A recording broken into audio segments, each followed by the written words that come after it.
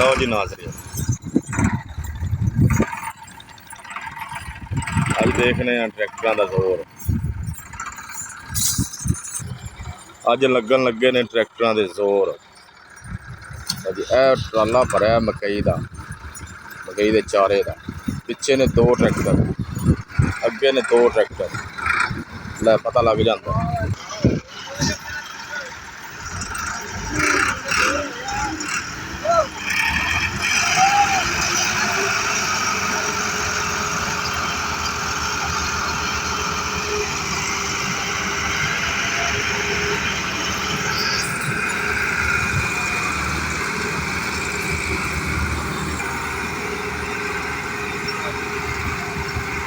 ਲਓ ਜੀ,